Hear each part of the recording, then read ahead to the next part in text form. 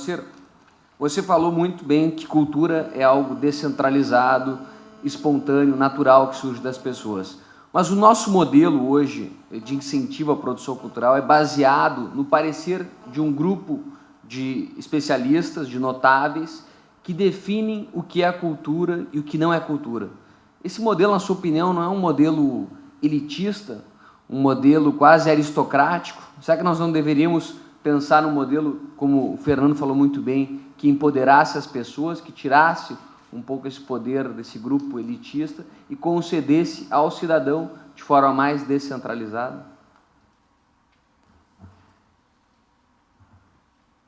Eu acho que é um modelo, não acho que seja um modelo aristocrático, é um modelo da pobreza, eu acho.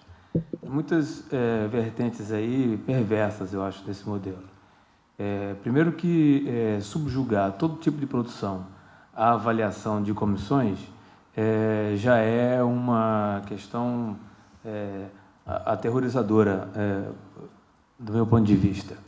Todos os projetos culturais do Brasil, do EAPOC ao Chuí, vão para Brasília.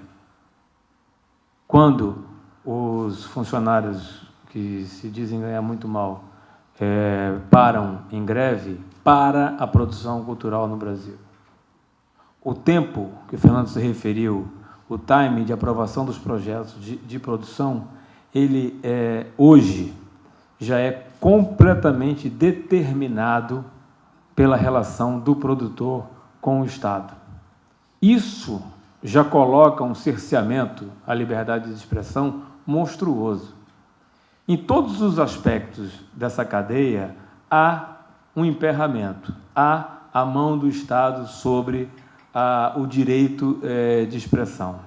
Fora a tentativa, na verdade, do Estado de abarcar o que é de livre manifestação.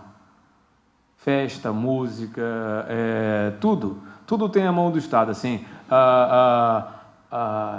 cria-se a parada gay e aí agora a prefeitura vai bancar a parada gay.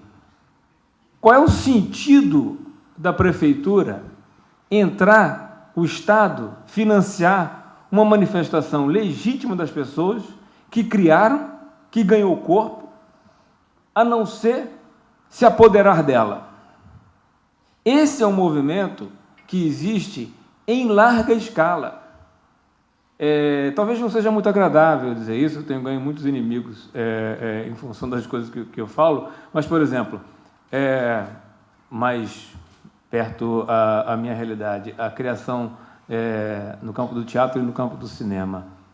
Essas leis, essa realidade, esses mecanismos que vão nos 3 níveis de Estado, Prefeitura, Estado e Município, esses mecanismos transformaram todos nós, criadores, em frequentadores de coquetéis, de lançamento de editais. A gente tem que ir, a gente vai, a gente beija a mão. Em última instância, a gente beija a mão. Eu vou contar um fato que aconteceu comigo. Há muitos anos atrás, no início da minha carreira, eu dava aula de teatro e todo o dinheiro que eu conseguia com a aula de teatro, eu botava nas peças. Como eram peças alternativas, era mais barato. Não ganhava porra nenhuma, só perdia, mas a gente fazia as peças. E eu ensaiava num galpão atrás do Teatro Villa-Lobos, que era uma sala. E eu falei, isso aqui é tudo que uma pessoa como eu pode querer, um galpão para trabalhar. Então eu fui à Secretaria de Cultura e pedi o galpão. Falei assim, olha, eu só peço que você me ceda o galpão e eu monto tudo. Eu ponho luz, eu ponho cadeira, eu ponho ar-condicionado, eu ponho tudo, eu não estou pedindo um tostão. Essa sala é subutilizada, eu transformo essa sala numa sala de espetáculo para a cidade. Não vai ser de minha propriedade, nada, eu só quero que você me deixe fazer. Na época, a Aspásia Camargo deixou fazer, a Secretaria de Cultura. A partir desse, vai lá e faz, não sei se acreditou, não acreditou, e a gente fez, meu grupo fez, eu fiz com uma opção de gente. A partir do momento que eu decidi fazer e que eu comecei a fazer, eu fui embarreirado o tempo inteiro, porque não fui pedir a cada órgão da hierarquia da Secretaria de Cultura a permissão ou aval. Eu não fui beijar os anéis. Culminou com o fato de fecharem o Espaço 3 na época, alegando que não tinha saída de incêndio. Então tinha que se fazer uma obra para ter uma porta de incêndio. Aí veio um orçamento da Secretaria de Obras que dava para construir um teatro, para fazer uma porta. Eu falei, não, mas isso aqui eu monto uma peça com esse dinheiro, eu não posso avalizar isso. E aí não foi feita a obra. Ficamos 3 a 4 meses parados, e aí depois fizeram a obra, que eu não sei quanto custou e tal, não sei o quê, e a gente continuou. E eu saí do Espaço 3 e o Espaço 3 está lá arruinado. Então, na verdade, existe um mecanismo estatal, né? Mas existe também um componente humano das pessoas que ocupam esses cargos. E eu me lembro que, não posso dizer o nome, eu tive um encontro com uma autoridade do Estado que disse o seguinte: sabe o que acontece? Você tem que entender que é muito duro trabalhar no Estado, e a recompensa que a gente tem é quando a gente recebe algum tipo de retorno. Então você tem que vir aqui mesmo falar comigo. E eu só queria fazer a porra da peça, eu só queria fazer o teatro, só queria isso, percebe? Então, assim, não é que seja elitista, eu acho que, e também não é um projeto arquitetado intelectualmente numa sala, é um modo de entender a vida, é um modo de entender a organização, é um medo profundamente terrível da liberdade, terrível, é isso. O Brasil tem um pacto pela mediocridade. Se a gente não mexer muito, não cria marola. Qualquer coisa que saia um pouco da norma pode produzir um desconforto, produz um desconforto. Então, se acalma aí, não faz muito. Só para terminar, os depoimentos pessoais, eu acho que tem uma força grande. A minha formação toda é de teatro. Eu passei minha vida inteira pensando em teatro, tal, fui para a televisão, fiquei 4 anos na televisão, depois saí e fui trabalhar com o Diller, que é produtor de cinema. O que me encantou o tempo inteiro na conversa com o Diller é que, primeiro, era absolutamente franca, e segundo, era a tentativa de se criar um mercado de cinema, ou seja, filmes que vendessem ingresso, filmes que fossem importantes de alguma maneira para as pessoas. Isso é que é absolutamente fundamental, essa ligação com o público. É claro que isso não resume ou não esgota todas as questões na criação de um filme. A qualidade, o diálogo, tudo isso aí é componente nessa equação. No entanto, o que é fundamental é que é um produto de comunicação. Precisa da outra ponta. No Brasil se produz sem a outra ponta. E quando existe a manifestação espontânea da sociedade, o Estado vai lá e tenta tomar conta.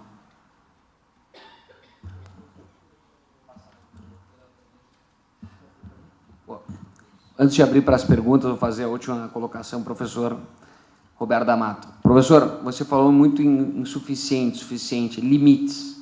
Na sua opinião, na parte cultural, qual deve ser o limite do Estado? A gente sabe que muitos governos autoritários procuraram utilizar a cultura como meio de dominação, meio de doutrinação dos povos.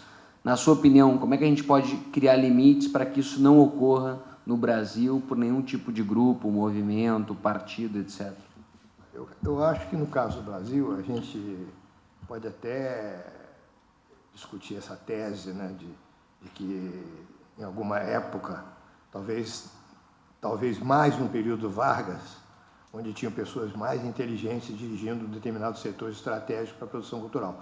Mas os governos militares, que nenhum deles, né, talvez o Costa e Silva, o Costa e Silva, o Castelo Branco, talvez, mas nenhum deles passaria num ditado, né? Certamente o Costa e Silva não passaria num ditado. Então, o problema é que a gente reage ao controle quando o controle é muito explícito e quando ele é muito estúpido. Por exemplo, eu me lembro da proibição da apresentação do Bolshoi no Rio de Janeiro, porque era um balé russo. Era soviético, logo era comunista, e era subversivo. Isso é uma estupidez tão grande que há uma reação. Aí a sociedade... Agora, o pior é o que nós estamos vivendo aqui, que foi denunciado por vocês aqui. Nós temos um modelo, obviamente, hierárquico, aristocrático, funcionando, em que você tem pessoas que controlam muito, mas elas não têm nem a consciência, a gente não tem a consciência do controle. E por isso que a coisa do suficiente é importante discutir. Né? O que é suficiente para o Estado ter? O governo federal pode fazer divisões dos seus recursos de uma maneira absolutamente equitativa e distribuir isso para gestores, que nem sabe quem são esses gestores, não é? Mas de uma maneira absolutamente equilibrada. Então, isso é impossível. Então, a resposta primeiro, a gente tem que discutir muito a questão da suficiência, que é a questão do limite. Como é que eu digo não para mim mesmo? Como é que um gestor estatal pode deixar passar alguém que não beijou a mão dele, para não fechar um teatro? O que é mais importante? É o meio ou é o fim? Qual é a finalidade da coisa? Porque a gente confunde isso. E o melhor exemplo que a gente pode ter para pensar que o fracasso não é total e onde o Estado, e a prova maior que o Estado atrapalha, é o seguinte: se nós tivéssemos inventado a Futebol Brás, o Brasil jamais teria sido 5 vezes campeão do mundo. É exatamente porque os clubes, com tudo que tem de errado, ou que possa ter de errado, os clubes funcionam no regime de mercado, de contratar jogador, os jogadores vão para a Europa. Tem o negócio da lei do passe, antes havia um negócio de escravidão, depois foi abrindo. É exatamente essas forças, dentro dos limites que a atividade acaba impondo, porque cada atividade é diferente da outra, né? Mas é a questão do futebol, por exemplo. Tem um dado de talento individual, de sucesso, porque o futebol é tocado a isso. As regras todo mundo conhece, elas são simples, etc., que você acaba, se você é um bom jogador, você acaba ficando milionário. A nossa raiva é exatamente porque os meninos ficam muito ricos. Né? Como é que pode o cara, né, aquele pretinho, ser mais rico do que eu? Eu que devia ganhar esse dinheiro, que sou intelectual, o diabo. A nossa raiva é essa. É uma raiva que denuncia esse lado. Mas se nós tivéssemos feito o Futebol Brás, estávamos liquidados. Não teríamos sido campeão no mundo. Então, a discussão tem um nível prático, que seria você atuar fazendo pressão em cima daquilo que foi dito aqui, tudo vai para Brasília, essa enorme burocracia, essa desconfiança, mas eu acho que o problema não é nem essas grandes questões que o Paulo está levantando. O problema é pior do que isso, porque as coisas que passam sem a gente saber, as pequenas coisas que impedem com que pessoas com grande criatividade possam aparecer. Por exemplo, a questão do concurso aberto, que nós temos aversão a isso. Não é? A questão de entrega de, por exemplo, nós somos uma sociedade que o negócio do prêmio no Brasil é um problema. Você ganhar prêmio que a gente já sabe, porque a sociedade aristocrática, os caras já nascem premiados. Eles já nascem ganhando a Mega Sena. Todo mundo sabe quem são essas pessoas. Não é? Você não tem circulação, você não tem mobilidade. Quer dizer, a pessoa, você cria imediatamente, o modelo aristocrático é projetado em todos os setores. Né? A gente tem o rei do futebol, tem o príncipe do futebol, tem o duque do futebol, a gente cria. Onde não existe, a gente inventa isso. Então, nós